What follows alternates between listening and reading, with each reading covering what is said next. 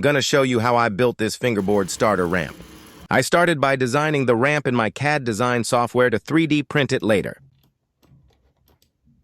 After I designed it, I 3D printed it on my Bambu Lab A1 Mini. I used Bambus PLA wood for the brown wood parts and Bambu Lab PLA matte in black for the rest. Here are all the 3D printed parts laid out. Now let's assemble the ramp and see if everything fits together how I wanted it to fit.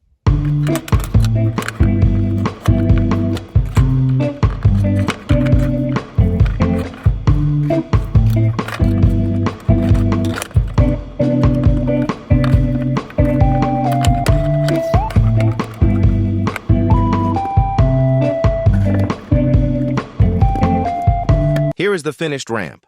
I think it turned out great. Let's sesh it.